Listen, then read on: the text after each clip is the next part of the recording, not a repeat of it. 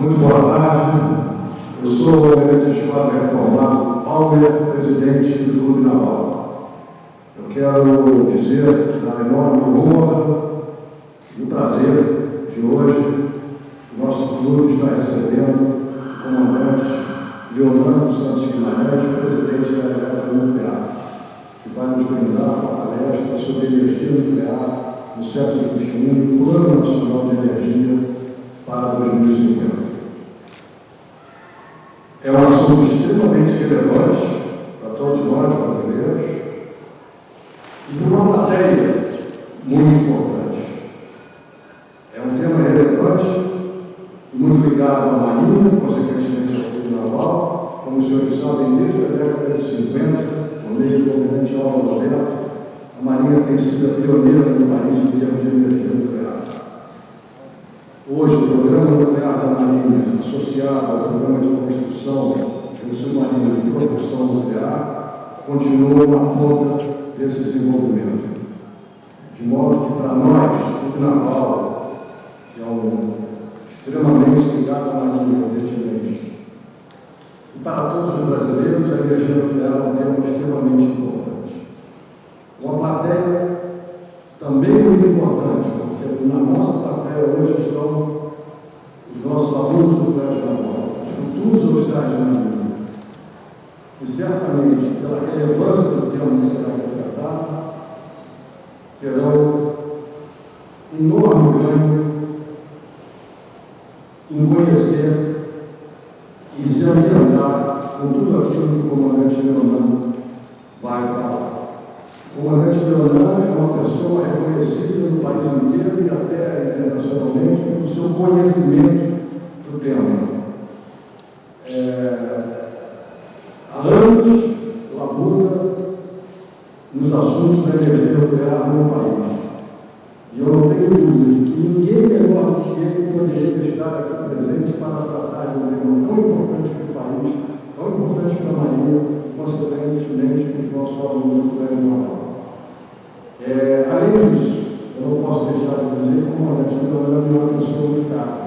Nós nos conhecemos em âmbitos reduzidos de 1982, ele, tripulante de um veleiro Cisne Branco, que tinha acabado de viajar pelo mundo inteiro, e eu e a tripulação que estava conosco recebendo os ensinamentos do comandante Leonardo de como namorar com aquele veleiro, porque nós faríamos a viagem no ano seguinte.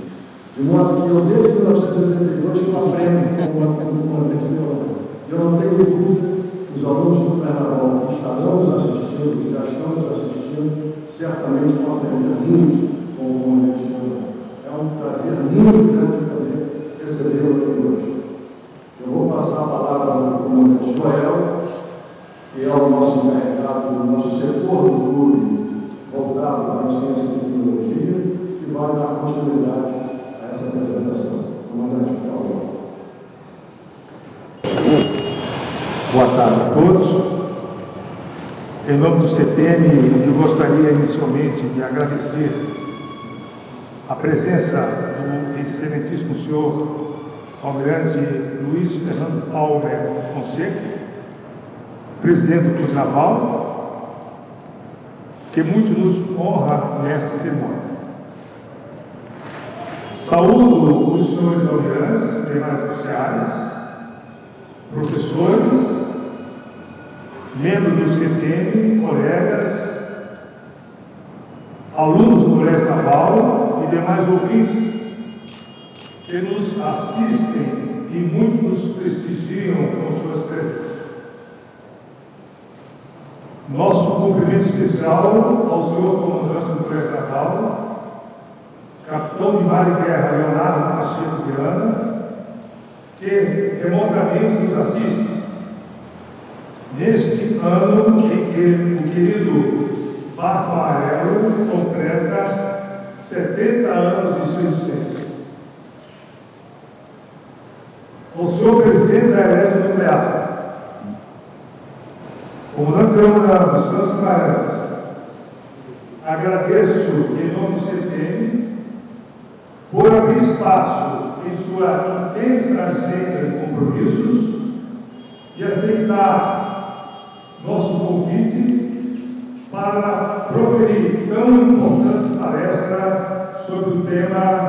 energia nuclear no Brasil. No elegante e charmoso salão dos conselheiros do Clube Naval, derradeira praça de armas dos 11 de março. Ao dar início à palestra, permitam-me expor um resumo do currículo vitae do nosso ilustre palestrante. Leonardo Santos Guimarães é doutor em Engenharia Naval e Oceânica pela USP, mestre em Engenharia Nuclear pela Universidade de Paris 11 e capitão de mar e guerra do Corpo de Engenheiros da Marinha. É autor de vários livros e artigos sobre engenharia, gestão e planejamento. É convidado permanente para palestras no exterior sobre o Programa Nuclear Brasileiro e também para proferir palestras em diversos fóruns nacionais. É membro titular da Academia Nacional de Engenharia e membro do CTM do Clube Naval. Atualmente, o comandante Leonan é presidente da Elétrica Nuclear. Passo então a palavra, com muita honra e muita alegria, ao comandante Leonan para proferir sua palestra. Muito obrigado. Bom, boa tarde a todos. Antes de começar a palestra, eu queria dizer algumas palavras. Primeiro, agradecer a gentileza do Almirante Palmer, né, que como ele mesmo ressaltou, tive a honra de ser tripulante do barco que ele era imediato, né, há muitos anos atrás, né, uma grande alegria estar aqui no Clube Naval. A segunda é a oportunidade que nos dá de falar para o futuro, né?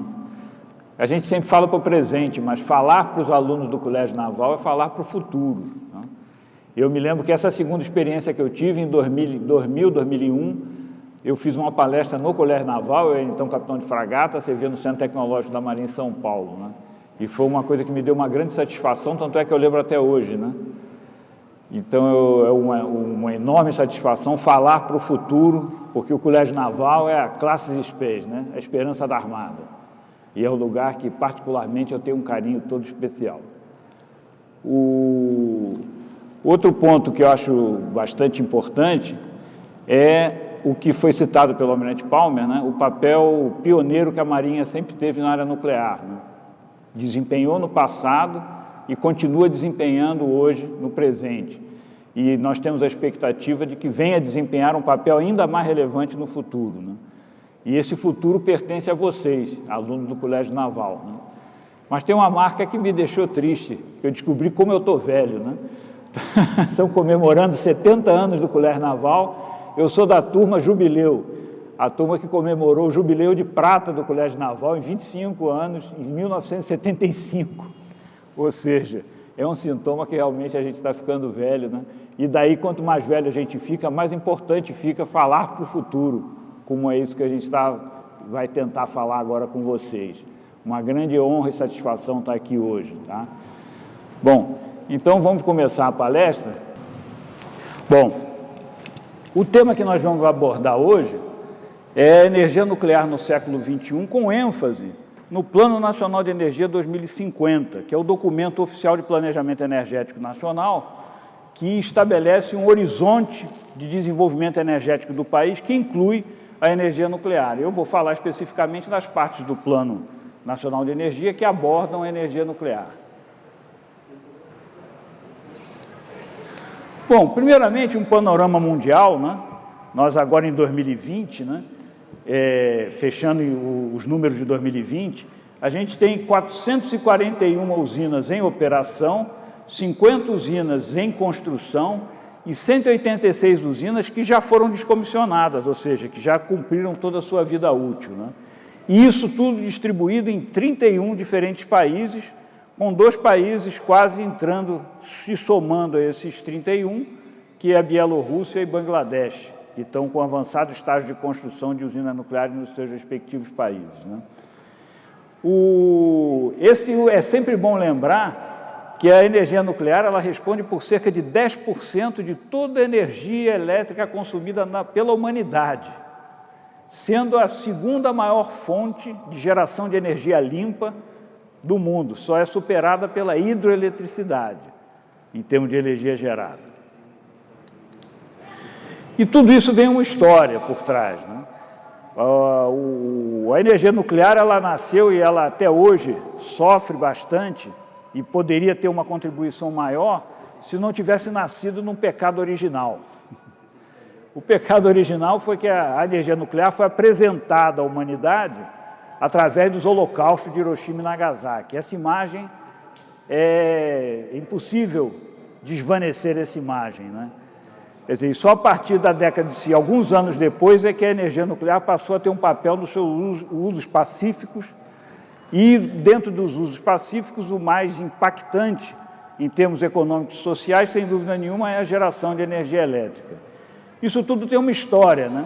Isso começa nos anos 50, quando entram em operação as primeiras usinas comerciais, que eram protótipos, né? São as 3 primeiras usinas comerciais no mundo, nos Estados Unidos, Shippingport, na Inglaterra, Calder Hall, e na Rússia, Obninsk, na então União Soviética. Ou seja, esses primeiros protótipos deram a base para o desenvolvimento daquilo que a gente chama da geração 2, que são os grandes reatores comerciais, dos quais compõem praticamente todos aqueles 440 que eu falei anteriormente, que estão em operação hoje no mundo. Mas a essa geração 2 se somam agora as unidades mais recentes em construção, que são a geração 3 ou geração 3+, 3+, né? Que são resultado de aperfeiçoamentos da geração 2, da experiência operacional da geração 2, que já acumula mais de 12 mil reatores ano de experiência operacional. E hoje se discute muito, e ficou bastante falado sobre o Bill Gates recentemente, né? O apoio, o estímulo, o investimento que o Bill Gates fez em um dos tipos de reatores da geração 4. A geração 4 são uma nova geração de reatores comerciais, onde há uma quebra do paradigma tecnológico. O paradigma tecnológico da frota de reatores comerciais em operação, ele é baseado nos reatores resfriados e moderados a água e cujo combustível é o óxido de urânio. Geração 4 é uma quebra desses paradigmas industriais para a construção de novos conceitos que já foram até testados no passado, mas nunca foram expandidos em escala industrial, de grande escala. Opa! Passei muito rápido. Opa! Bom, então hoje, né, algumas tecnologias de reatores comerciais em construção, nós temos o EPR da EDF francesa, nós temos os VVER, diferentes tipos da Rússia, nós temos aí a tecnologia japonesa, a tecnologia coreana, os APRs, que entraram em operação recentemente nos Emirados Árabes Unidos, né? Ou seja, tem algumas opções tecnológicas abertas para reatores de geração 3 e 3+, né? Mas um ponto que vem ganhando bastante impulso é as usinas híbridas, né? Ou seja, são usinas que não só geram energia elétrica, mas também fazem outras funções, como, por exemplo, a dessalinização de águas salgadas ou salobras, coisa que já é praticada em vários locais no mundo, né? Uma outra possibilidade também bastante recente, um evento portador de futuro, são usinas nucleares flutuantes, né? São usinas nucleares flutuantes, da qual a primeira unidade operacional se encontra já funcionando a plena carga na Sibéria, um projeto da Rússia. Mas também existe interesse em desenvolvimento na China, nos Estados Unidos, em vários locais, sobre essas usinas. E essas usinas de menor porte, elas podem ter maior flexibilidade ainda, pois ela, além de gerar eletricidade, elas podem produzir, como tinha falado, água potável através da dessalinização, mas hoje surge uma coisa que nós vamos falar na sequência, que é a produção de hidrogênio limpo. A gente vai falar na sequência a importância crescente que esse tema tem tido em todo o mundo. Quando a gente fala em geração 4, quando eu lembrei aí até do caso do Bill Gates, quando fala em geração 4, nós estamos falando de diferentes tipos de reatores, com diferentes siglas, não vou entrar no detalhe de cada um deles, mas são quebras de paradigma, como eu disse antes, em relação aos reatores a água pressurizada, que são aqueles que representam mais de 70% da frota de 440 usinas operando no mundo, ou reatores a água fervente, que representam praticamente os outros 30%, que são o paradigma industrial atual. Aqui nós temos vários diferentes tipos de reatores, muitos deles, a maioria deles, pensados já para o uso híbrido, ou seja, para também, além de gerar eletricidade, produzir hidrogênio e gerar água potável. Um ponto importante, que é a geração elétrica nuclear, ela entra no contexto do planejamento energético de cada país. No caso específico aqui do Brasil, nós temos alguns requisitos que a energia nuclear tem que se encaixar, ou se adaptar, ou atender nesse sentido do planejamento energético. E nisso aí a gente tem, por exemplo, a diversificação. A diversificação é a resiliência no atendimento da expansão da demanda. Isso implica confiabilidade, segurança energética, sustentabilidade e oportunidades para a economia local. Esse é um ponto bastante importante hoje. A gente vive uma crise hídrica e essa crise hídrica poderia ser minimizada se houvesse mais diversificação no sistema elétrico brasileiro, que diversificou-se muito desde a última crise hídrica ocorrida em 2001, mas aí a realidade mostra que poderia ter se diversificado mais para tentar enfrentar essas crises com maior facilidade. O outro aspecto é a sustentabilidade, orientando o grau de expansão da oferta e garantindo um alto grau de renovabilidade da matriz energética brasileira no longo prazo.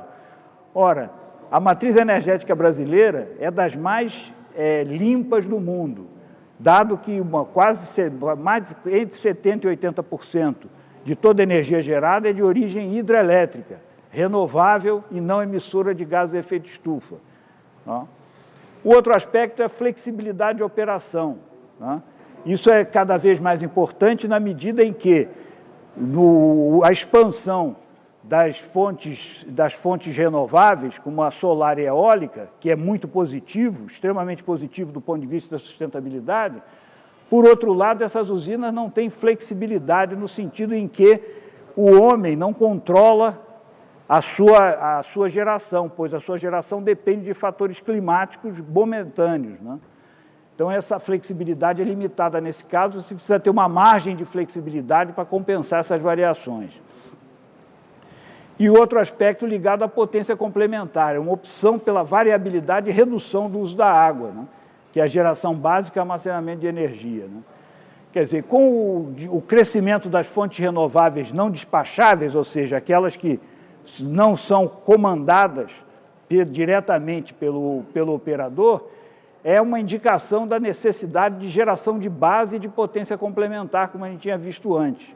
E essa geração de base e potência complementar, ela é alcançada através das termoelétricas e da hidroeletricidade com grandes reservatórios.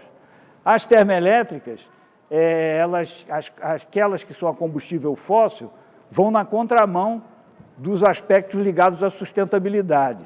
Ou seja, a grande fator regulador seria, no futuro, pensando na sustentabilidade e na descarbonização, seria a energia nuclear e a hidroeletricidade com grandes reservatórios de regulação. Quer dizer, então, essa energia nuclear tem esse papel de geração de base, porque ela fica próxima aos centros de carga, pode ser localizada próxima aos centros de carga, diferentemente das energias renováveis que estão onde a natureza permite ou dá oportunidade, a confiabilidade no suprimento de combustível, o preço estável do combustível, o crescimento da potência instalada, sem crescimento proporcional na capacidade de armazenamento, que é o fato que a gente observa no caso da expansão da hidroeletricidade no Brasil, que cada vez mais o tempo vai passando, a capacidade de reservação das novas hidrelétricas é bem menor do que das antigas. Isso é natural, porque, obviamente, foram aproveitadas as melhores condições, primeiro, do que as outras. O potencial remanescente não tem tão boas características como o potencial já utilizado. E o elevado impacto socioeconômico. O planejamento energético brasileiro, ele tem dois documentos básicos. O Plano Nacional de Energia 2050, que eu já comentei, nós vamos falar mais nele na frente, mas ele também tem o plano decenal. O plano decenal é aquele que estabelece a expansão do sistema dentro desse horizonte de 10 anos. Então, nós temos aí o plano decenal 2029, ele prevê a expansão da energia nuclear com a entrada de operação de Angra 3 em 2026. Tá? E com também a expansão de diversas outras fontes, como vocês podem ver, tanto a pequena expansão possível da hidroeletricidade, o que denota que o potencial hidrelétrico nacional já está nos seus limites, mas uma grande expansão da energia eólica, uma grande expansão da energia solar, né, uma grande expansão também do gás natural, que dentre os combustíveis fósseis é aquele que menos dano, vamos chamar assim, menos gases de efeito estufa geram e menos impacto ambiental produzem a longo prazo. Atualmente, o Parque Nuclear Brasileiro se resume a Angra 1 e 2 em operação, muito próximo de vocês aí no Colégio Naval, né? Eu acredito que muitos já devam ter tido a oportunidade de visitar o Colégio Naval, a usina Central Nuclear Almirante Álvaro Alberto, que é o nome da nossa central, e ela vai ser complementada ou ampliada com a construção de Angra 3, que já se encontra retomada a sua construção para início de operação em novembro de 26. Quer dizer, a primeira usina de Angra 1 começou a operar em 1982, e os dois reatores brasileiros, eles geram cerca de 3% da eletricidade nacional, o equivalente aí a mais de 50% da eletricidade consumida no estado do Rio de Janeiro. Quer dizer, quando se trata de desenho da estratégia de longo prazo, né, se tem que fazer projeções de futuro para o país, projeções de demanda futura para o país. E um ponto muito relevante é que o consumo per capita de energia elétrica no país é um indicador muito forte da qualidade de vida, do desenvolvimento socioeconômico desse país, né? E aqui no Brasil, o nosso consumo per capita é muito baixo. Para os senhores terem ideia, está abaixo da média mundial e corresponde a menos da metade do consumo per capita de um país como Portugal. Ou seja, existe uma enorme demanda reprimida por eletricidade, mas não pela eletricidade por si só, mas tudo que a eletricidade permite aplicações que vão desde escolas e hospitais até transporte público de massa. Ou seja, o Brasil tem uma grande demanda reprimida, e essa demanda reprimida ela é fundamental para que se alcance o desenvolvimento econômico e social e a qualidade de vida que se espera para todos os brasileiros do futuro. Como a gente está falando, é sempre bom a gente estar falando com o futuro, né? Quer dizer, num panorama mundial, eu já passei rapidamente por isso, né? Hoje nós temos aí as 438 usinas em operação, e as usinas comerciais se iniciaram sua operação na década de 50. 56, 57, muitas delas nesses 2 anos, né? Num panorama, uma visão mundial, né, a gente vai ver que na América Latina, 3 países operam usinas nucleares.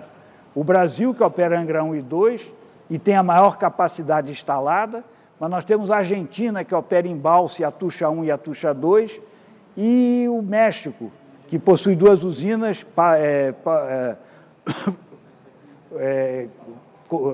Laguna Verde 1 e 2, mas é bom ressaltar que a potência instalada maior na América Latina está no Brasil, né? Ao longo dos anos, dessa experiência operacional de 12 mil reatores ano que eu comentei antes, ocorreram três acidentes relevantes, né? O primeiro acidente, que não chega a ser chamado de um acidente até injusto, na medida que é um acidente que não causou nenhuma vítima, nem causou nenhum dano ao meio ambiente, mas foi a primeira vez que aconteceu um problema grave numa central, foi em 1979, nos Estados Unidos, na usina de 3 Mile Island. Volto a repetir, um acidente que não teve vítimas, nem teve dano ao meio ambiente. Mas ele ensinou muito as novas gerações de reatores a aperfeiçoar a sua segurança. Passados aí cerca de 15, 16 anos, ocorreu o acidente de Chernobyl. Esse sim um acidente, na medida que houve cerca de quase 30 e poucas, quase 50 pessoas mortas diretamente pelo combate às consequências do acidente, e se demonstra algumas centenas de pessoas que contraíram câncer, em especial câncer de tireoide em alguma região da Bielorrússia, e foi objeto até de uma série bastante famosa, que teve bastante êxito na televisão, na HBO, sobre esse tema. Mas Chernobyl é um acidente causado pelo homem, causado pela falta de cultura de segurança. Tem uma cena muito clássica desse filme, que na sala de controle, os operadores da sala de controle falam para se desligar o reator. E o chefe da usina pega os documentos, os procedimentos, joga no chão e manda elevar a potência. Ou seja, claramente foi um acidente criado pelo homem, criado pela falta de cultura de segurança dos operadores. E, a partir de Chernobyl, do acidente de Chernobyl, o tema cultura de segurança passou a ter uma dimensão muito maior do que tinha anteriormente, né? E muitos dos problemas que causaram Chernobyl hoje já não ocorreriam mais daquela maneira, dado o conceito de cultura de segurança que foi inculcado, inoculado em todos os operadores. E mais recentemente, em 2011, houve o acidente de Fukushima, que é um acidente particular na medida que ele foi causado por um fenômeno natural não previsto pelo projeto. Ou seja, o terremoto, que estava previsto e a usina resistiu, mas a altura do tsunami que surgiu estava bem acima daquilo que foi projetado a usina resistir, e o acidente veio a ocorrer em Fukushima. Mas é importante notar que não ocorreram nenhuma morte causada por radiação devido ao acidente de Fukushima. Fukushima deu uma lição importante, que é o procedimento de gestão de emergência. Ou seja, a evacuação das pessoas num raio muito grande, num país muito densamente habitado como o Japão, causou mais problema do que reduziu o risco de radiação. Ou seja, para você reduzir o risco, você expôs as pessoas a problemas muito mais graves e aí sim causando alguns óbitos, por exemplo, na transferência de hospitais, de pessoas idosas ou em tratamento de hospitais que estavam numa zona em torno de 20 quilômetros no entorno da central. Esse é um tema em discussão hoje, em aprendizado, no contexto da gestão de emergência, né? Quer dizer, então, esses acidentes, eles ampliaram as regulações de segurança, né? Para projeto, construção e operação de usinas, né? E levaram a um aprimoramento, tanto regulatório quanto do ponto de vista de fiscalização. Ou seja, a um aperfeiçoamento da gestão operacional através do retorno da experiência decorrente desses acidentes e também orientaram a própria evolução tecnológica das usinas. Quer dizer, quando a gente fala no Plano Nacional de Energia 2050, como eu tinha falado antes, ele tem uma visão de longo prazo, né? Longo prazo em termos, né? Porque em energia, em geração elétrica, 10 anos é curto prazo, porque o período de maturação de grandes unidades de geração de eletricidade é muito longo, né? Mas é um planejamento de longo prazo, onde ele é fortemente influenciado pelo aquele conceito que hoje está em debate em todo o mundo, que é a transição energética, a descarbonização da economia. Ou seja, esse planejamento tem que ser compatível com essa tendência e passa pelas considerações de desenvolvimento sustentável, mudanças climáticas, inovações tecnológicas, a digitalização, o uso eficiente dos recursos energéticos, né? e as fontes de baixo carbono. Usar fontes de baixo carbono significa eletrificação. Imaginem se nós conseguíssemos eletrificar toda a frota de automóveis, qual seria o consumo de energia necessário e quanto de geração elétrica seria necessário para sustentar essa frota de carros elétricos, só para ter um exemplo, né? Quer dizer, existe um processo mundial de inovação tecnológica na geração elétrica e nas fontes renováveis, né? Quer dizer, e também existe a busca do atendimento da demanda aos sistemas elétricos por capacidade, ou seja, aquela eletricidade que é gerada conforme o comando do operador, coisa diversa, por exemplo, de energias renováveis como a eólica e a solar. E também a venda dos serviços de capacidade e o abatimento de carbono, ou seja, as emissões de carbono evitadas são valorizadas, né? Então, a energia nuclear ela tem um papel importante na transição energética, por causa desse serviço de abatimento de emissão de gases de efeito estufa, ampliação da resiliência e robustez do sistema elétrico na transição energética, é uma fonte despachável, ou seja, uma fonte que é controlada, a sua geração pelo próprio homem, dada aí a perspectiva de progressiva participação de fontes renováveis não despacháveis ou com alta variabilidade de fornecimento, como são o caso da eólica e solar. Quer dizer, como eu tinha dito antes, a energia nuclear é responsável hoje por 10% da produção global de energia no mundo e a segunda maior fonte de energia de baixo carbono, atrás apenas da hidroeletricidade.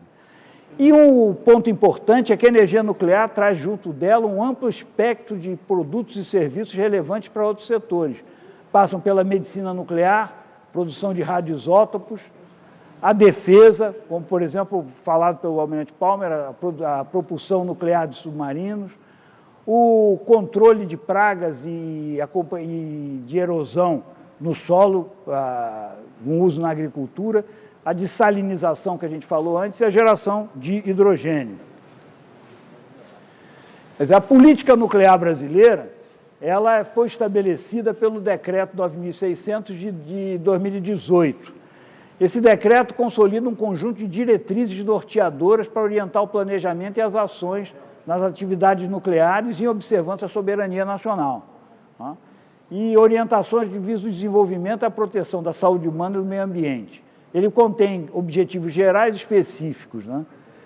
Alguns exemplos, por exemplo, de objetivos do programa da política nuclear brasileira é a preservação do domínio da tecnologia que foi obtida ao longo das últimas gerações, o uso da tecnologia nuclear para fins pacíficos, que é um preceito estabelecido pela Constituição, a ampliação da geração nucleoelétrica nacional para atender aquelas necessidades de energia de base que a gente falou antes, o domínio do ciclo e autonomia na produção do combustível nuclear, o incentivo ao levantamento geológico das reservas de minerais radioativos, a produção desses minérios nucleares e o aproveitamento dos resíduos de mineração, formação e fixação de recursos humanos e o emprego da tecnologia nuclear para o desenvolvimento nacional, o bem-estar da sociedade. Esse é o grande mote do desenvolvimento da tecnologia nuclear. E junto dela vem o fomento à pesquisa, desenvolvimento e inovação. Existem 3 grandes projetos de arraste no Brasil hoje. O primeiro liderado pela Marinha, que é o Programa do Desenvolvimento do Submarino Nuclear. O segundo liderado pela Comissão Nacional de Energia Nuclear, através do Reator Multipropósito Brasileiro. E o terceiro liderado pelo Ministério de Minas e Energia, que é a usina de Angra 3. Quer dizer, algumas questões estratégicas para o Brasil, que a energia nuclear representa, é a sexta ou sétima reserva de urânio do mundo, tendo prospectado apenas 1/3 do seu território, e mesmo assim a baixa profundidade. Ou seja, os geólogos acreditam, pelas características geológicas do Brasil, o Brasil deve estar muito próximo às reservas reais brasileiras da reserva da Austrália, que é o país com a maior reserva do mundo. É um dos 3 países do mundo que possui minério no seu território e domina o ciclo do combustível, ou seja, afora Brasil, temos os Estados Unidos e a Rússia, que possuem grandes quantidades de urânio no seu país e dominam a tecnologia para transformar o minério em combustível para reatores. existe uma demanda, um aumento da demanda de energia, que é exigida pelo próprio desenvolvimento econômico e social do país, como falamos anteriormente, a importância de ter fontes de geração de energia próximas aos grandes centros de carga, como é o caso das usinas de Angra, e a transversalidade, ou spin-off, transbordamento da tecnologia nuclear para outras áreas. Ou seja, no Brasil se reúnem condições muito favoráveis ao desenvolvimento da energia nuclear, passam pela demanda, os recursos energéticos, ela se encaixa na geração de base, que é uma necessidade do país, recursos para investimento, uma indústria de base, mão de obra especializada e o próprio domínio já existente do ciclo do combustível nuclear. Quer dizer, quando foi lançado o Plano Nacional de Energia 2030, que socorreu em 2008, foi prevista uma expansão da geração elétrica nuclear no horizonte 2030. Infelizmente, aquelas premissas não foram atendidas naquele planejamento de então, mas isso obrigou, forçou, incentivou a nossa empresa eletronuclear a desenvolver tecnologias no sentido de selecionar locais para novas usinas. E aí foi desenvolvido, em parceria com a COP da UFRJ, o Atlas do Potencial Nuclear Brasileiro, onde foram identificadas cerca de mais de 40 áreas que potencialmente poderiam vir a abrigar usinas nucleares no país. Quer dizer, exemplo de áreas candidatas, por exemplo, tem a região Nordeste, o Baixo São Francisco, entre Xingó e Afoz, o Submédio São Francisco, e na região Sudeste, no estado de São Paulo, Minas e Espírito Santo. Quer dizer, preliminarmente, né, estima-se que o potencial máximo de geração elétrica, a partir da disponibilidade de reservas, a sua parcela recuperável, é indicado a cerca de 10 mil megawatts, com a vida útil de 60 anos para essas novas usinas. Quer dizer, então, o Plano Nacional de Energia também identifica perspectivas tecnológicas para os próximos anos, que passam pela nova geração de reatores 3 Plus, que a gente tinha comentado anteriormente, um tema que é extremamente avaliado e desenvolvido hoje no mundo, que são os pequenos reatores modulares, atividade essa que tem toda a relação, guarda toda a relação com a propulsão naval de submarinos e desenvolvimento na Marinha. Os reatores da chamada geração 4, dos quais faz parte aí, virou o grande propagandista, o próprio Bill Gates, né?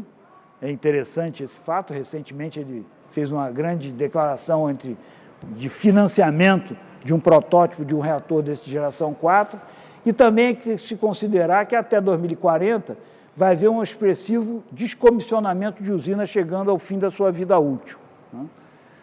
Quer dizer, existem algumas tecnologias disruptivas que são consideradas no Planejamento Nacional de Energia 2050.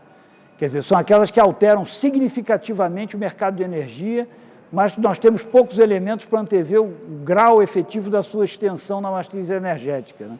São eles os pequenos reatores modulares, os chamados SMR, da sigla em inglês, que podem ter geração elétrica, usados transportáveis, uso em refrigeração, né? E um ponto importante é o investimento feito. A grande vantagem dos pequenos reatores modulares é vencer a grande o grande problema dos projetos de grandes usinas nucleares é que elas têm um alto custo inicial e um longo prazo de maturação. Essas duas coisas juntas fazem com que os custos possam subir, mesmo que os custos operacionais sejam muito baixos.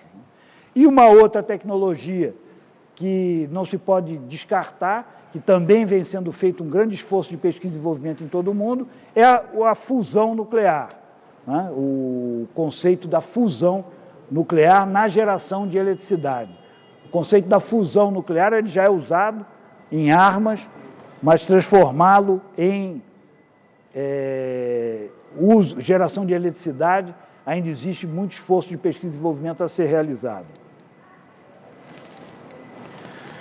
Bom, o Plano Nacional de Energia de 2050 ele faz alguns exercícios quantitativos, né? Quantitativos no sentido de cenários de expansão nesse horizonte. E ele considera 2 cenários básicos, um cenário com uma expansão de 8 gigawatts de geração elétrica nuclear e um outro cenário com 10 gigawatts. A diferença desses 2 cenários é a hipótese adotada para a expansão da energia solar fotovoltaica, né? Se houver mais ou menos expansão dessa energia. Quer dizer, e também estima-se que o potencial máximo de geração a partir da disponibilidade das reservas conhecidas de urânio hoje garantam essa operação desses 10 gigawatts por mais de 60 anos. O Plano Nacional de Energia também identifica desafios nesse horizonte, né? Desafios que envolvem a comunicação, desafios institucionais, o desafio da expansão propriamente dita, da segurança, da vida útil e dos minerais de urânio. Quer dizer, então, as diretrizes que o roadmap, né, o mapa do caminho estabelecido pelo Plano Nacional de Energia 2050, ele passa no tema comunicação por ampliar a comunicação com a sociedade brasileira, especialmente com as áreas candidatas a novos projetos, desde a mineração até o depósito de resíduos final, passando pelas usinas nucleares. Ou seja, a comunicação é fundamental para garantir a aceitação pública da energia nuclear, que vem se elevando bastante nos últimos anos. Só para vocês terem uma ideia geral, recentemente nós fizemos uma pesquisa no Brasil, nas capitais, abrangendo somente as capitais, e nós encontramos uma favorabilidade da ordem de 54%, que é muito positivo, comparado até com vários outros países no mundo. O desafio institucional, que é aprimorar o marco regulatório associado à energia nuclear, passando aí pela flexibilização do monopólio da União, pela estrutura organizacional do setor, né, e a sua regulamentação. A expansão, quer dizer, estabeleceu a metodologia de cálculo de magnitude da expansão da capacidade no âmbito do planejamento energético, estabeleceu uma padronização de projetos, que é o caminho para a redução de custos. Quanto mais padronizado for o projeto, menor o seu custo, e também articular a política nuclear de comércio exterior, de CTI e de formação de recursos humanos. Eu acho que certamente esse é um tema que será objeto do debate depois, né? Na área de segurança, manter a garantia da segurança da gestão dos rejeitos radioativos, e para isso várias ações vêm sendo tomadas, especialmente pela Eletronuclear, que inaugurou recentemente a primeira instalação de armazenagem a seco de combustíveis usados do Brasil, agora alguns meses atrás.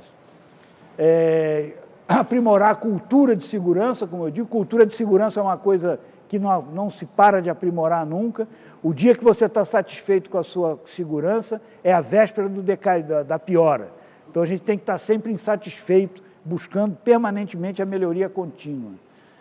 Preservar a segurança do fornecimento de combustíveis é também um ponto bastante importante, porque não adianta você estabelecer isso se você continuar com grande dependência de importações, seria bastante não desejável, né? Em termos de vida útil, né, avaliar as implicações da extensão de vida útil. Por exemplo, atualmente nós estamos no processo, junto à Comissão Nacional de Energia Nuclear, de extensão de vida útil de Angra 1, que é de 40 anos, se encerra em 2024, com 5 anos de antecedência, 2019, nós fizemos o requerimento, estamos trabalhando junto com os requisitos da comissão para garantir a extensão de vida útil de Angra 1 por mais 20 anos. E, por último, retomar a prospecção de urânio em todo o território nacional. Não adianta a gente ser a sexta ou sétima, dizer que tal, muito provavelmente será a primeira ou segunda, se não efetivamente fizer essa medida, essa prospecção. Alguns aspectos importantes, né, é que, como a gente falou antes, né, existem benefícios que não são precificados no mercado de energia, né, uma série de valores agregados, de externalidades associadas à energia nuclear, que não são transformadas em valor, em preço, né? Por exemplo, a gente cita algumas delas: o abatimento de carbono, ou seja, emissões evitadas, o impacto socioeconômico na cadeia industrial de fornecimento de bens e serviços, a medicina nuclear, a produção de radiofármacos, os usos na agricultura, que passam pela irradiação de alimentos, controle de insetos, mutação de germinação de plantas, ou seja, uma ampla gama de aplicações, os usos industriais, que passam por marcadores industriais, inspeção, instrumentação, datação por carbono, dessalinização, uso de vapor residual, produção de hidrogênio, né, como a gente falou antes, a propulsão de navios e embarcações e na defesa, que é o submarino de propulsão nuclear. Quer dizer, isso tudo traz uma economia de escopo. O que é economia de escopo? É você conseguir ter condições de ter todo o ciclo produtivo do setor nacional. Isso traz uma economia bastante significativa para o conjunto, é o que a gente chama de economia de escopo, em oposição à economia de escala.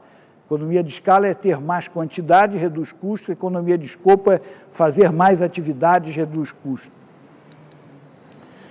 Bom, então, pensando na capacidade instalada lá em 2050, alguns desafios se colocam, né? O primeiro é a inserção competitiva, ou seja, o esforço para a redução de custos, né? Então, esse desafio de redução de custos requer ações na direção da padronização de projetos, redução do tempo de construção, avanço da curva de aprendizagem na construção de novos empreendimentos. Uma outra é uma política energética definindo a inserção desses 8 a 10 gigawatts que a gente viu anteriormente, né? Quer dizer, é preciso estimar quais são os efeitos desses transbordamentos econômicos e tecnológicos e de compartimento de custos do complexo nuclear que permitam viabilizar essa inserção ao mínimo custo, né? E outro, nesse ponto, tem uma lógica também de minimizar o arrependimento, né? Ou seja, você assegura a expertise e o posicionamento estratégico nesse mercado aí com alto conteúdo tecnológico, né? Quer dizer, vários países importantes têm adotado essa estratégia por reconhecerem a relevância que a indústria nuclear pode ter num mundo com restrição de carbono. Finalmente, deixa algumas reflexões, né? Primeiro qual seria o peso dos outros negócios, como a medicina, a indústria, podem ter no compartimento de custo da geração elétrica nuclear? Essa é uma questão que se coloca. Eu definir programas que embasem a redução de custos efetivos da indústria nuclear. Quer dizer, isso é um caminho trilhado por vários países que a gente tem que caminhar nessa direção também. E as estratégias para viabilização e desenvolvimento da estrutura da indústria, que passa por aperfeiçoamentos institucionais, legais e regulatórios, redução de custos, estruturação de modelos de financiamento de negócios para o setor, política de segurança e contingência, ciência, tecnologia e capacitação, e um plano de comunicação e envolvimento de todas as partes envolvidas, no sentido de ter aceitação pública da energia nuclear. Bom, senhores, passando bem rapidamente por isso, eu acho que a fase de debate, perguntas é bem mais interessante, eu fico à disposição. Obrigado pela atenção e repito mais uma vez, é uma enorme satisfação falar para o futuro. Muito obrigado.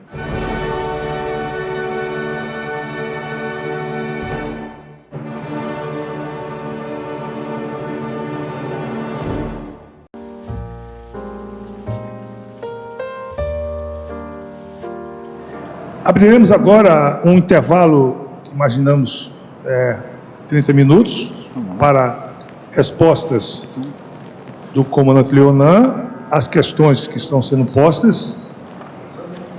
E para conduzir essa etapa, nós convidamos aqui o comandante Quirino, que irá então receber as perguntas e encaminhá-las ao comandante Leonan.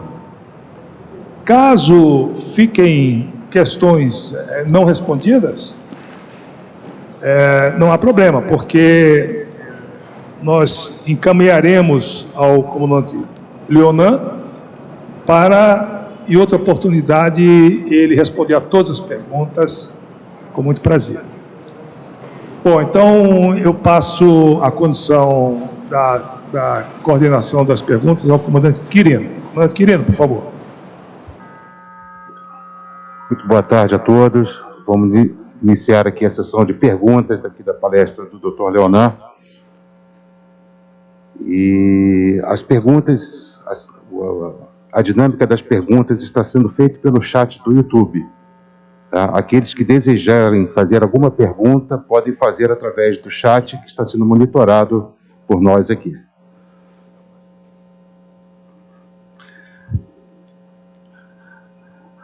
A primeira pergunta é a seguinte: no entender do senhor, quais as tecnologias disruptivas mais importantes para o Plano Nacional de Energia 2050, energia nuclear? Eu acho que Muito boa pergunta, obrigado por quem fez. Na realidade, eu acho que a tecnologia disruptiva de maior potencial é a dos pequenos reatores modulares, né? Os pequenos reatores modulares têm uma promessa muito grande de redução de custos e bancabilidade, ou financiabilidade dos empreendimentos, na medida que eles exigem um custo inicial menor e um tempo de construção também menor. Então, a efetividade dessa vantagem esperada, que envolve, inclusive, a maior parte da fabricação e montagem feita em oficina, ou seja, como se fosse um Lego que é montado no local, o espírito de reduzir custos e o que é possível, dado o menor porte, oferece uma perspectiva muito positiva de redução de custos, né? Então, eu acredito que, se isso for demonstrado, isso será demonstrado em breve, existem alguns protótipos em construção no mundo, e isso, sem dúvida, é uma tecnologia disruptiva que muda sensivelmente o perfil da indústria, né? Em especial aqui no Brasil, porque você pode operar, por exemplo, pequenos reatores, são reatores aí até 300, né? Por exemplo, uma usina de 1.500, 1.700 megawatts, como é a usina chinesa, o EPR chinês de Taishan, pode ser substituído por 5 ou 6 reatores de 300 colocados no mesmo local, né? E construídos em intervalo de tempo que viabilizem o ponto de vista financeiro e a mobilização de capital necessário. Então, eu acredito que sejam os pequenos reatores modulares a maior disrupção tecnológica que poderá vir a ocorrer. Muito obrigado, doutor Leonardo. A segunda pergunta aqui do comandante Joel. Dentro das estratégias do desenvolvimento da indústria nuclear, quais as áreas que o senhor considera fundamentais para investimentos em ciência e tecnologia e capacitação de pessoal? Tem uma área de pesquisa e desenvolvimento muito importante, que eu acho que tem um espaço grande de desenvolvimento no Brasil, é o que se chama de abertura de minério, né? Porque aqui no Brasil existe uma grande quantidade de urânio associado a outros minérios. Por exemplo, urânio associado à columbita tantalita, urânio associado ao fosfato, urânio associado ao ouro. Ou seja, a maneira de separar o urânio desses minérios, eu acho que existe uma grande área de pesquisa para ser feito na área mineral. Estou falando da área mineral especificamente, né? Um outro tema é a retomada da prospecção de mineral radioativo no país. É alguma coisa bastante relevante e, como é alguma coisa que já não é feita no país há bastante tempo, você precisa refrescar, vamos chamar assim, a tecnologia para esse tipo de prospecção. Na área de projeto de desenvolvimento, eu acho que a gente tem que voltar o desenvolvimento tecnológico que a Marinha vem fazendo é de extrema importância, porque ela cria áreas de pesquisa e desenvolvimento que serão muito bem utilizadas futuramente, se essa disrupção tecnológica vier a ocorrer, que são os pequenos reatores modulares. Daí um papel muito importante que a Marinha já está fazendo e que eu tenho quase certeza que terá um grande retorno no futuro com o crescimento da área dos reatores de pequeno porte. Muito obrigado, doutor Leonardo. Agora uma pergunta aqui do senhor Rogério Ferreira. Está sendo noticiado um vazamento de substância radioativa na China atualmente. É verdade? Não, primeira coisa, vazamento de substância radioativa para o meio ambiente não é verdade. Eu não sei por que isso tomou essa dimensão, eu acho que existe um forte componente político envolvido nisso, mas o que aconteceu na usina de Taishan 1 foi que o núcleo combustível de um reator, como os nossos aqui, como o de lá de Taishan, que é o maior do mundo, né, mais ainda, é composto por dezenas de milhares de varetas combustível. Então, dentro do projeto da usina, é aceitável que alguma dessas varetas falhem e o material radioativo saia de uma vareta, ou 2 ou 3, depende do projeto, e vá para a água e ele é retirado da água de resfriamento. Foi isso que aconteceu na China, como já aconteceu aqui e acontece regularmente em vários países. Isso só é um problema se houver uma quantidade muito grande de falhas, coisa que não aconteceu na China e nunca tem a experiência operacional mostra que nunca aconteceu em outro país uma falha catastrófica de milhares de varetas ao mesmo tempo. Então, eu acho que existe um forte componente político, eu não sei por que esse fato operacional tomou uma dimensão internacional tão grande, né? Eu atribuo um pouco à política, sinceramente, porque é um evento, as informações que nós temos é um evento operacional normal, que a usina, tanto é que a usina continua operando, sem nenhum problema. A repercussão é que parece influenciada por outros fatores que não técnicos, nem de segurança nuclear. Muito obrigado. Ainda do senhor Rogério Ferreira, ele pergunta que centros de pesquisa no Brasil estão desenvolvendo a tecnologia de pequenos reatores nucleares. Bom, o que eu tinha comentado anteriormente, né, o maior desenvolvedor de pequenos reatores modulares é a Marinha. E tudo que gira em torno do projeto da Marinha, né, que existe os institutos de pesquisa da Comissão Nacional de Energia Nuclear, como o IPEM em São Paulo, o CDTN de Belo Horizonte, né, o IEM aqui no Rio, né? Ou seja, tem todo o entorno de parcerias que a Marinha tem no desenvolvimento da propulsão naval, eles são, como eu falei antes, o spin-off disso é o desenvolvimento de reatores modulares de pequeno porte. Precisaria haver um financiamento, um lançamento de um projeto de um reator, um SMR brasileiro, que usaria muito do desenvolvimento tecnológico feito pela própria Marinha, né? Para isso, é uma expectativa que a gente tem que venha acontecer em algum momento, porque a lógica aponta nessa direção, não é tão claro, né, essa possibilidade. Muito obrigado. Agora uma pergunta aqui do senhor Eduardo Ramos. Gostaria de saber se existe relação direta com a criação das futuras usinas nucleares e a criação e incorporação de navios e submarinos movidos por propulsão nuclear na esquadra da nossa Marinha. Eu acho que a relação é essa que a gente acabou de falar, né? Já repetiu várias vezes, né? Quer dizer, o desenvolvimento da propulsão naval, o reator de propulsão naval é, por definição, um Small Modular Reactor, né? Obviamente com requisitos muito mais restritivos do que um Small Modular Reactor, porque estamos falando de um reator que vai dentro de um submarino, vai mergulhado a centenas de metros de profundidade, capaz de resistir à carga de profundidade e outros tipos de arma. Então, são requisitos muito mais exigentes do que um pequeno reator modular baseado em terra. Ou seja, então essa relação, acho que ela é desejável, esperemos que ela venha se consolidar à medida que o projeto da Marinha avance, você poder lançar um projeto paralelo usando a tecnologia para ter uma continuidade do trabalho de pesquisa e desenvolvimento que a Marinha já vem fazendo. Muito obrigado pela resposta. Agora uma pergunta da professora Olga Mafra. Existe alguma ideia nova a respeito da comunicação com a sociedade visando a maior aceitação da energia nuclear? Primeiro, agradecer a Olga, uma grande amiga, cumprimentar a Olga antes de mais nada. Bom, Olga, a gente vem fazendo várias mudanças na estratégia de comunicação, né? Tanto da abordagem, né?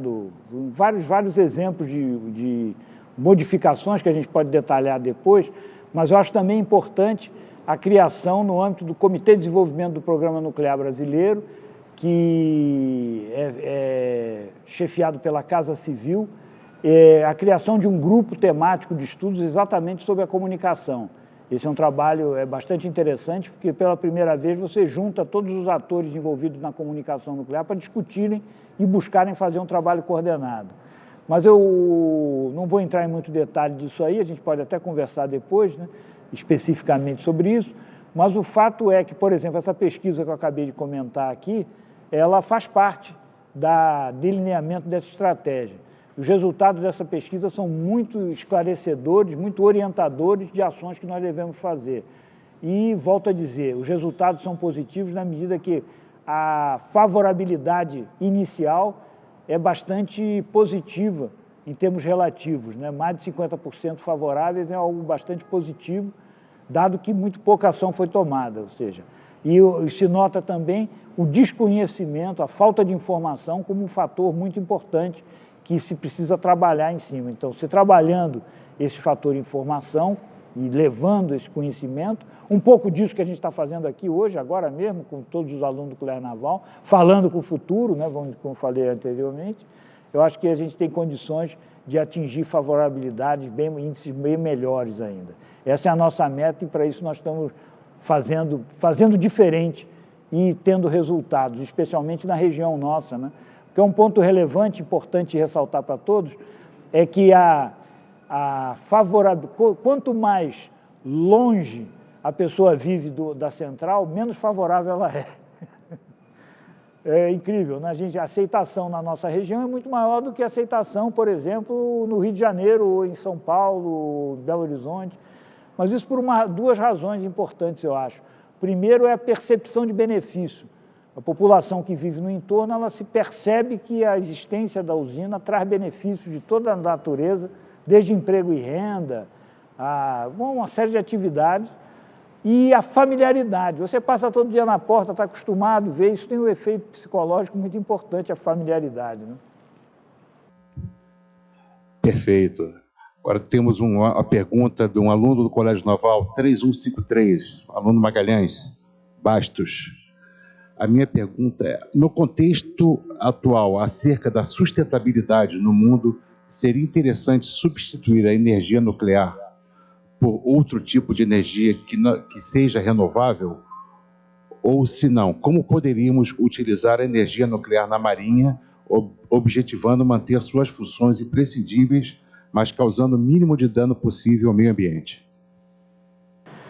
A sustentabilidade da energia nuclear ela é bastante notável, na medida em que, primeiro, ela é a energia, o urânio, é o energético mais concentrado que o homem utiliza. O fato dele ser o mais concentrado em termos de energia por unidade de massa faz com que o impacto ambiental seja muito reduzido na sua cadeia de produção, dado que as quantidades são bem menores do que outros materiais energéticos. Por outro lado, a geração elétrica nuclear ela tem uma pequena pegada ecológica, ou seja, por exemplo, na central de Angra, nós temos 1,5 km², você tem instalado hoje 2.000 megawatts, em breve terá 3.500. Isso é impensável. Uma usina hidrelétrica, por exemplo, que gere 3.500 megawatts, ocupa uma área, ou seja, tem uma pegada ecológica muito maior, né? Então, se for energia eólica ou energia solar, que são energias de uma densidade energética muito menor. Então, a pegada ecológica vai também no sentido da sustentabilidade. O fato do combustível não ser renovável, propriamente dito, é fato, é verdade, porém, o urânio é um mineral muito comum na Terra. Então, para você esgotar a disponibilidade de urânio no planeta, é quase impossível, estamos falando de milênios, né? Porque o urânio tem, por exemplo, uma grande fonte que foi pesquisada há muito tempo, onde uma grande fonte de urânio é o mar. Existe muito urânio dissolvido no mar, só que o custo de produção é muito alto.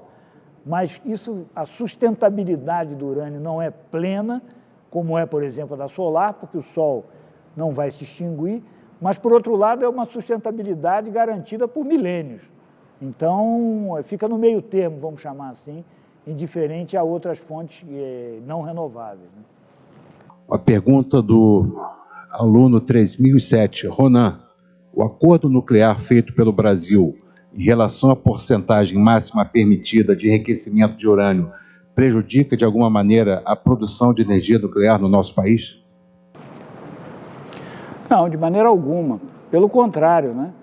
Quer dizer, as usinas nucleares atuais, todas usam urânio a baixo enriquecimento. Baixo enriquecimento, eu falo inferior a 5%, né? Esses novos projetos de alguns SMR usam urânio enriquecido um pouco mais, a 20%. Pode chegar até próximo de 20%. Ou seja, não existe nenhum ônus pelo fato de se limitar a produzir urânio a 20%, nem agora, nem no futuro distante, né? Lembrando sempre a todos que no Brasil a Constituição proscreve qualquer atividade que não seja pacífica, né? Então, nesse sentido, o limite de 20% atende a todas as necessidades de geração pacífica de utilização do combustível nuclear. Pergunta do aluno 2027, Melo Cardoso. Quando ouvimos falar sobre energia nuclear, nos remetemos geralmente a bombas e radiação. Quais os desafios para que a população se sinta segura com a expansão desse tipo de energia? Isso é aquilo que eu falei no início, que a energia nuclear foi apresentada à humanidade através do Holocausto, né? E logo em seguida veio a Guerra Fria, onde havia interesse das duas partes, dos Estados Unidos e a União Soviética, de fazer com que as suas respectivas populações temessem, tivessem horror a armas nucleares, o que tem que todo mundo ter realmente, né? Então, realmente, o pecado original que eu chamei no início, né, foi esse, e é muito difícil superar. Mas a superação disso, primeiro, vem com o tempo, né? Esse efeito é muito mais forte nas gerações mais velhas do que nas gerações mais novas, né? Porque o tema da Guerra Fria foi um tema muito presente, não tanto na minha geração também, mas também na geração dos meus pais, né? Foi bastante presente. Ao longo do tempo, esse sentimento, esse medo, tende a ir se reduzindo, e ele se reduz na medida que você faz chegar às pessoas o conhecimento, em especial aos jovens, né? Em especial aos jovens, levar esse conhecimento. E proscrever as armas nucleares. Realmente é uma situação absurda que a gente vive no mundo. O Brasil é o único país que tem inscrito na sua Constituição essa proibição de armas nucleares, mas isso devia estar em todas as constituições de todos os países do mundo, né? Armas nucleares é uma coisa imoral, aética, completamente, né? Inumana, né? O conceito de uso da arma nuclear. Então é esse um pouco o aspecto. Eu tenho esperança de que isso tenha melhorado e que, se houver um trabalho de divulgação e de disseminação de conhecimento cada vez maior junto aos jovens, a situação, sob esse ponto de vista, tende a melhorar. A pergunta do aluno Souza Barbosa. Gostaria de saber qual o maior desafio e a maior vantagem da construção do submarino Álvaro Alberto, visto que sua construção é um dos maiores desafios de engenharia que o Brasil já teve, mas colocará o país em um seleto grupo de nações com a capacidade de construção de reatores compactos. Sem dúvida nenhuma é um grande desafio, né? Mas eu acho que a Marinha vem se preparando há muito tempo para enfrentar esse desafio, né? Muito ainda resta a ser feito para a capacitação, mas eu acho que essa capacitação ela existe e ela está sendo buscada e será disponível no momento necessário, né? Agora, sem dúvida, é um grande esforço, mas, em compensação, esse grande esforço traz uma série de frutos, né? Aquilo que a gente chama de transbordamento, do spill-off, para outras áreas industriais que não se relacionam nem diretamente com a propulsão nuclear propriamente dita, né? Como a gente falou, uma obra, a construção de um reator é uma obra complexa que exige muita tecnologia. Construir um reator dentro de um submarino, você pega isso e eleva ao quadrado, né? O grau de dificuldade tecnológica. Mas, volto a dizer, a Marinha vem se preparando a isso há muito tempo e eu tenho certeza que ela vai alcançar seu objetivo. Muito obrigado, doutor Leonardo. A próxima pergunta do Matheus Machado. De que forma o Programa Nuclear Brasileiro e o Programa Nacional de Energia podem promover o interesse de jovens estudantes pela área a fim de garantir pessoal especializado para o futuro? Essa é uma pergunta muito importante, né? Que tem a ver com o tema dos recursos humanos, né? E formação e capacitação de pessoal. Na realidade, o que precisa é ter projeto. Isso é feito andar de bicicleta, né? Não adianta você falar em formação de recursos humanos se você não tem projetos claros. E a Marinha teve um papel muito importante nessa área, na medida que, uma época que o setor nuclear civil não tinha projetos, onde Angra 2 estava parado, a obra, Angra 3 parado, todas as atividades estavam, o desenvolvimento da mina de Caetité parado, a Marinha atravessou o deserto, vamos chamar assim, formando pessoas porque tinha um projeto. Então, por exemplo, como é que esse efeito é forte? O fato de ter sido retomado o Angra 3, de toda essa dinâmica, nova dinâmica da indústria nuclear civil no Brasil, fez, por exemplo, a Universidade Federal do Rio de Janeiro abrir um curso de graduação em energia nuclear. e, mais recentemente, a Universidade de São Paulo fazer o mesmo. Ou seja, a discussão de recursos humanos ela tem que ser feita em paralelo à discussão de novos projetos. Não adianta discutir recursos humanos sem projeto. É uma bicicleta. Para ela ficar em pé, você tem que pedalar. E para pedalar significa realizar projetos. Quando você realiza projetos, você obrigatoriamente é obrigado a formar recursos humanos e fazer os maiores esforços para isso, né?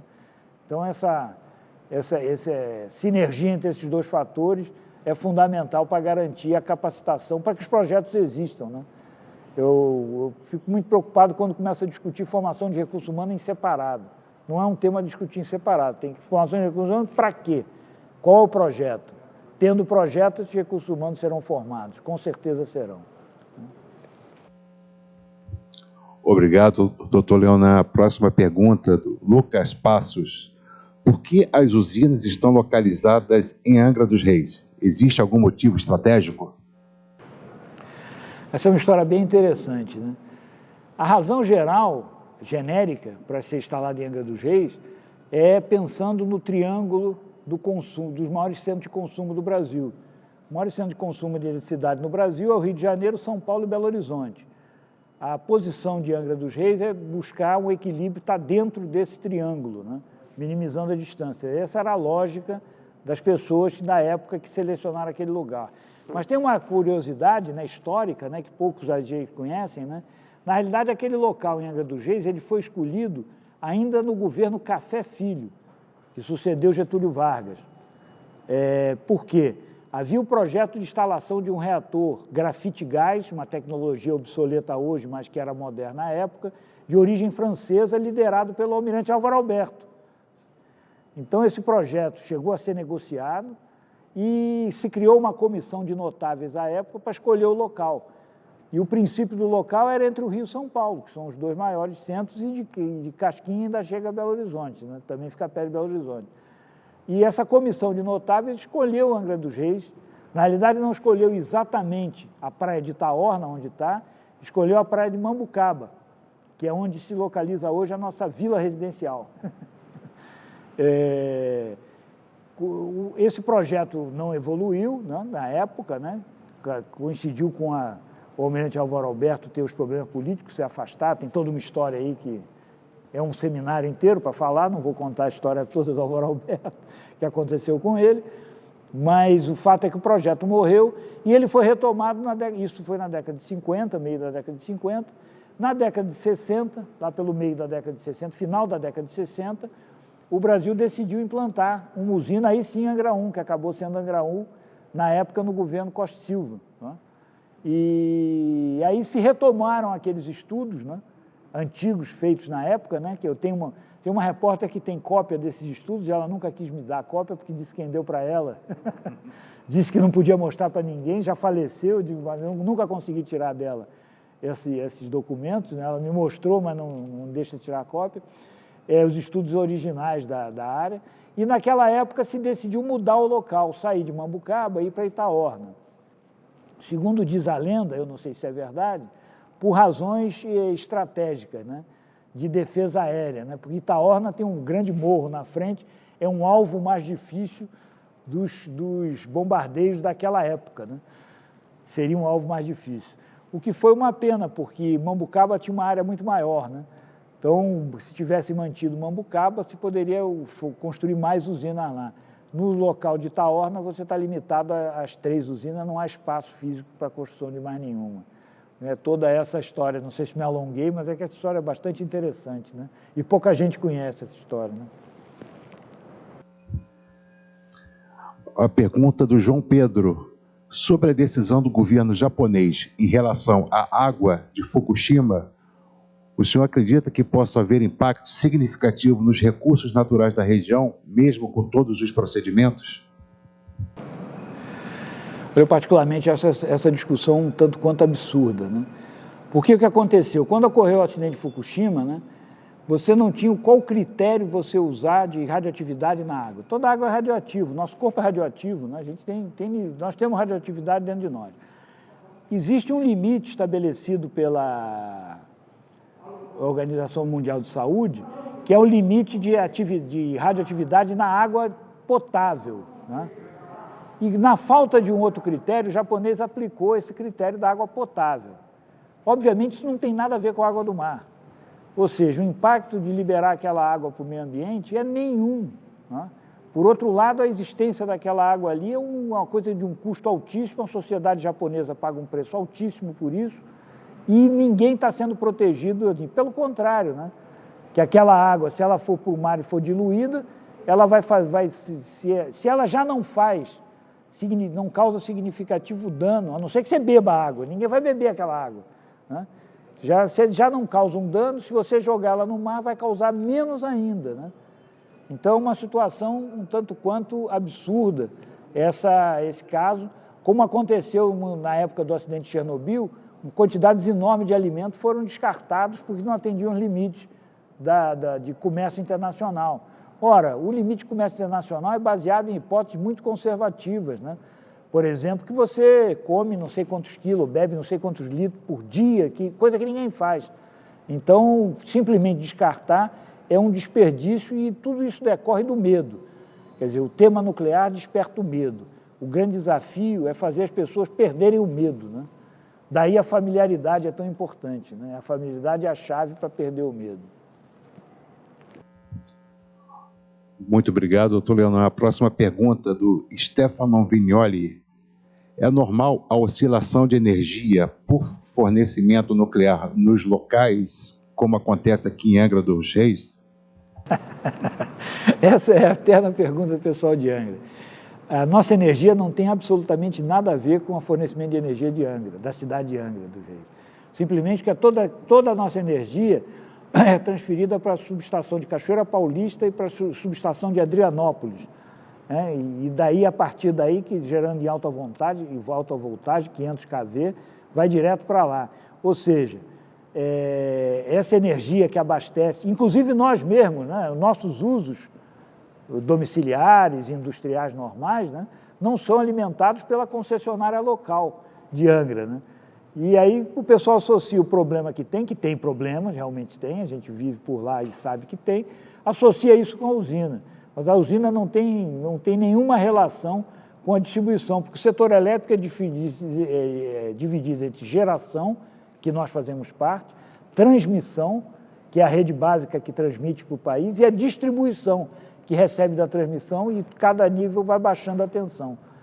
Então, na realidade, gostaríamos muito de abastecer Angra dos Reis com baixa tensão, mas nós não temos nem condição de fazer isso, técnicas de fazer isso, né? Nossa energia vai toda para a rede básica, para essas duas subestações, Cachoeira Paulista e Adrianópolis.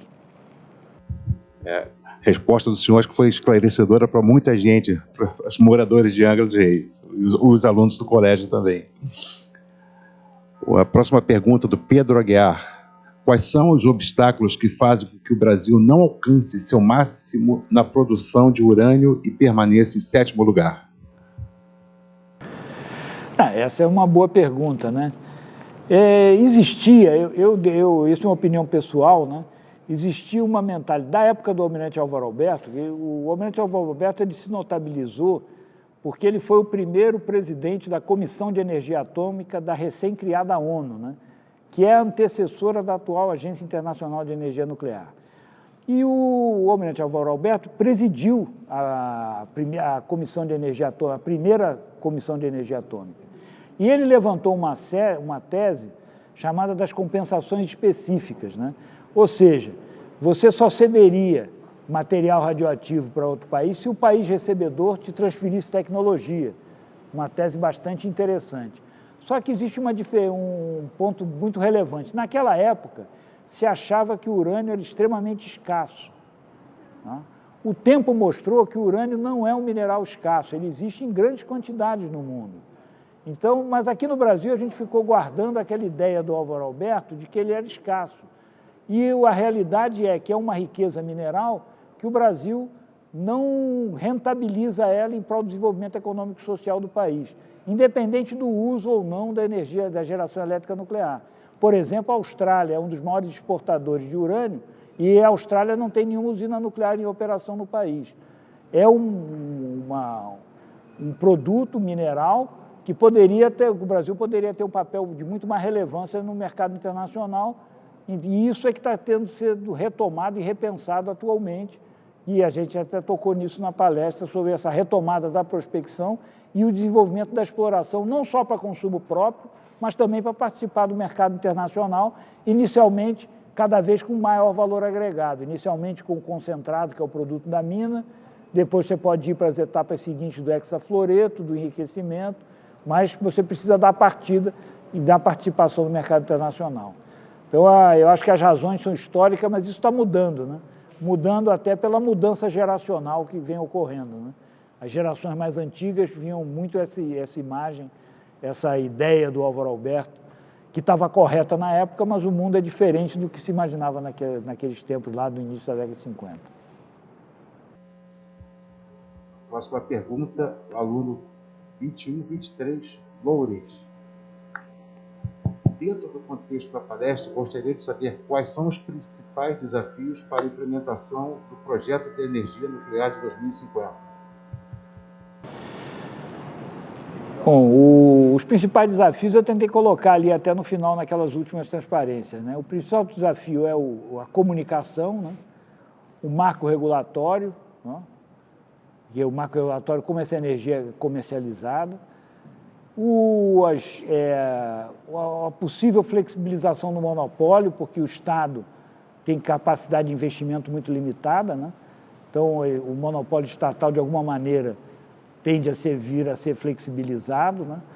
E a disponibilidade de recursos de financiamento, sem dúvida, é um fator bastante importante, né? Então, eu acho que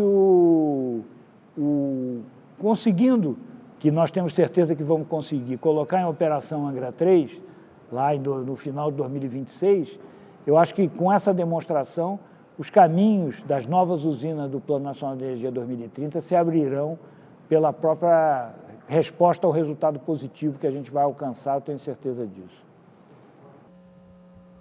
A próxima pergunta, do aluno 3174, Carlos. Existe a previsão da utilização da energia nuclear em navios de superfície? Bom, o aluno 3018, que eu fui, vai responder o 3154, né? 74. A propulsão nuclear de navios de superfície, ela só se justifica, do ponto de vista militar, só se justifica para navio aeródromo, né? Dada a complexidade. Por que se justifica para navio aeródromo? Por uma razão muito simples. Quando você tem um navio aeródromo a propulsão nuclear e o combustível nuclear ocupa muito pouco espaço e está dentro da instalação, você abre muito espaço para combustível de aviação, tá? A vantagem para o submarino é óbvia, né?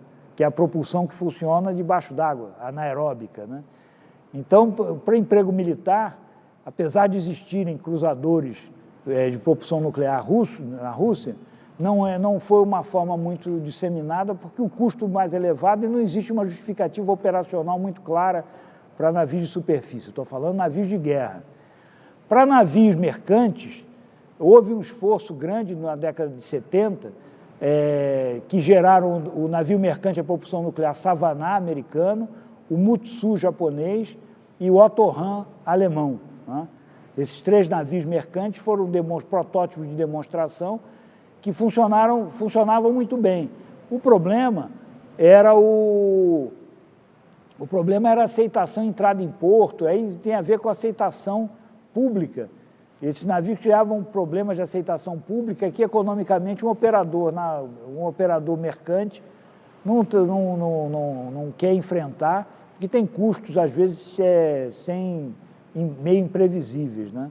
Então, esse assunto morreu durante um tempo, mas esse assunto vem sendo retomado especialmente para a classe de navio, esses ultra large, porta-containers, para andar em velocidade alta. Você ter um navio muito grande, que transporte muito container e anda em velocidade elevada, a propulsão nuclear acaba tendo o mesmo efeito do combustível de aviação do navio aeródromo, né? Mais carga, mais container você pode levar se o navio for nuclear e maior velocidade você pode andar com esse navio.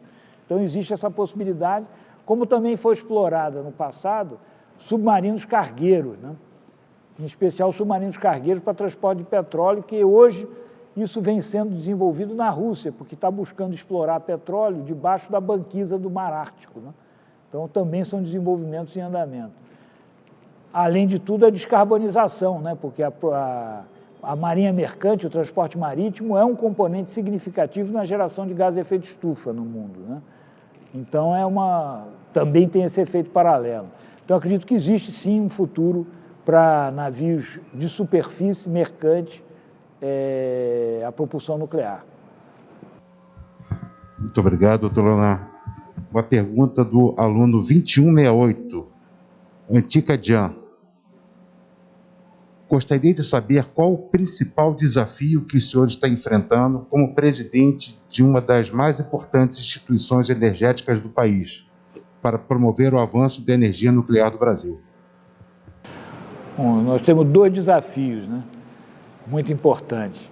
Eu não fui aluno 2000 porque eu não fui do 2º ano, né? A minha turma do Colégio Naval passou do 1º para o 3º ano direto, que foi quando mudou. Eu não tenho o número 2 nesse Colégio Naval. Na realidade, o principal desafio, eu diria que são dois dos principais desafios, né? O primeiro é manter e melhorar continuamente a disponibilidade e a segurança operacional de Angra 1 e 2, né? Isso é um trabalho infinito, que a gente nunca está satisfeito, a gente está sempre buscando a melhoria. E quando a gente fala em disponibilidade e segurança, quer dizer, quanto mais disponível, quanto mais produtiva uma usina mais segura ela é. Uma usina segura tem alta disponibilidade. Uma usina pouco segura tem baixa disponibilidade. Então, a busca da disponibilidade vai colada junto, de braços dados com a melhoria da segurança. E o segundo maior desafio é a construção de Angra 3. Né? Angra 3 foi uma obra que ficou parada há muito tempo, sofreu com crimes que foram cometidos, no conluio de antigos dirigentes com empreiteiras. Isso causou um enorme prejuízo, não só à empresa, mas à nação brasileira como um todo. E nós temos o grande desafio de retomá-la e colocá-la em operação a um alto nível de segurança e disponibilidade, maior ainda do que de Angra 2, que é a sua irmã, na medida em que ela incorpora todas as evoluções técnicas que ocorreram nesse meio tempo, né? Então, esse eu diria que são os 2 maiores desafios, né? Obrigado. Uma última pergunta, essa pergunta pessoal minha, que envolve um pouco de segurança cibernética também. Um dos casos mais importantes, mais relevantes de vírus de computador que nós temos conhecimento é do Stuxnet, onde um vírus de computador foi inserido nos microcontroladores de uma usina nuclear do Irã. Tá? E com isso se causou a destruição dessas centrais ultracentrífugas. Tá? A minha pergunta é, nós aprendemos essa lição também, como nós tomamos as precauções de segurança cibernética dentro das nossas usinas, visto que esse caso que aconteceu lá no Irã? Muito boa pergunta. Essa é uma ameaça recente, né?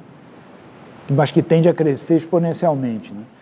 Nós fomos vítimas, né? Nossa rede corporativa, saiu até na mídia isso aí, vítima de um ataque de ransomware, né? Que nós conseguimos recuperar com grande esforço, não nos causou nenhum dano significativo, mas foi um grande esforço para a recuperação, né? Agora, quando se fala dos sistemas da TO, né, que é a tecnologia da a TI, a tecnologia da informação, e a TO, a tecnologia da operação. A primeira medida fundamental de segurança é o que a gente chama do air gap, né? Air gap é a distância das redes da TO das redes de TI. Elas não podem se encontrar. Então, o air gap é fundamental, a manutenção do air gap. Mas a manutenção do air gap de per si não resolve o problema, porque nesse caso a maior ameaça é a ameaça interna. Você pode ter alguém, que é o caso lá dos Stuxnet, né? Que foi aquilo já ou veio da fábrica ou foi colocado por algum operador, né? Então, a A busca pela segurança da TO passa pela preocupação com a ameaça interna, né? Então, tomar uma série de procedimentos para evitar que a ameaça interna possa se concretizar, seja através de um laptop plugado numa rede, seja através de um pendrive, seja através de algum tipo de sistema que introduza alguma alteração em algum programa, alguma programação que compõe a tecnologia de operação, né? Essa é uma briga infinita, né? E, sem dúvida, bastante difícil. Nós tivemos agora recentemente um caso nos Estados Unidos, não foi nuclear, mas foi na distribuição de combustível, né? Então, esse realmente é a grande ameaça do futuro não, já é do presente, mas que tende a crescer no futuro, e nós estamos fazendo nossos esforços para nos preparar. Evidentemente, isso aí é sigiloso, né? Mas pode ter certeza que nós dormimos mal à noite pensando, preocupado com isso, né? E ainda tendo sido vítima de um ransomware na rede corporativa. Tá? Sim, o ransomware é quando um hacker, né, sequestra alguns dados e depois pede um resgate. Tá? Temos uma última pergunta aqui do aluno 2074 Cardoso. Gostaria de saber, com a aprovação da privatização da Eletrobras na Câmara e uma possível aprovação no Senado do projeto atual, como ficaria o Plano Nacional de Energia 2050 em relação a este fator de privatização? Não, por razões constitucionais, a eletronuclear não pode ser privatizada, né? Então, o próprio projeto de lei que prevê a capitalização da Eletrobras, ele dá um caminho para a eletronuclear e para a Itaipu, que também é outra empresa que, por razões diferentes, também não pode ser privatizada.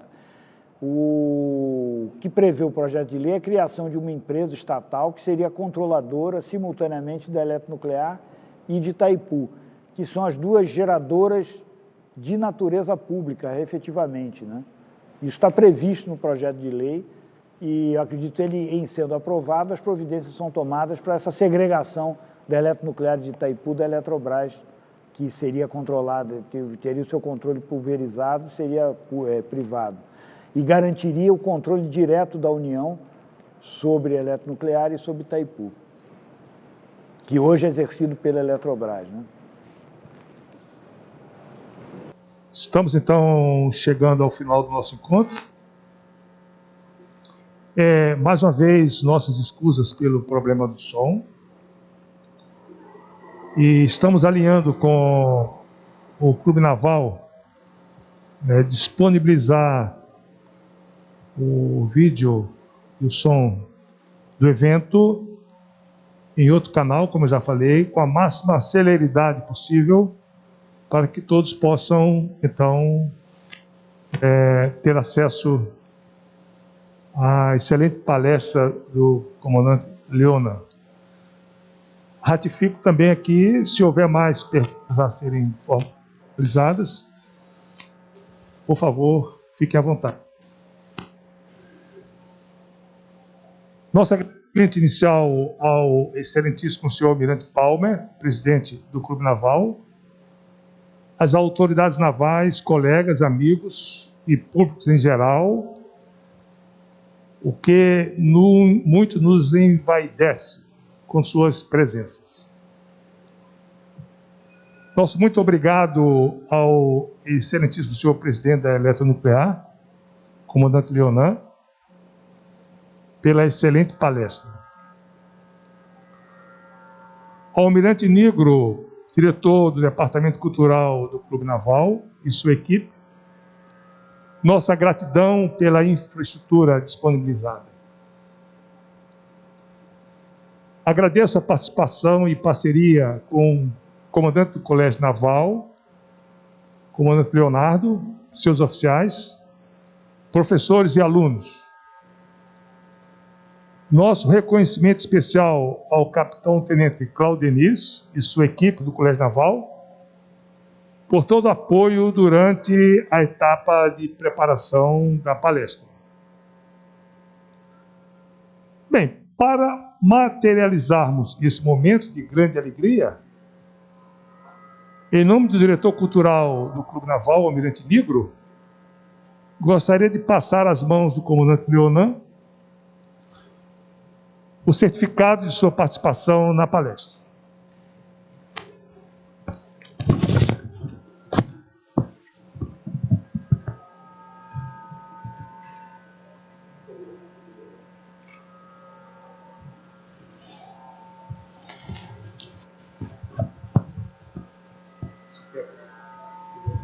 Não, queria agradecer então a oportunidade, né? Como eu falei antes, né? Falar para o futuro é uma oportunidade única que a gente tem e é uma grande satisfação aí.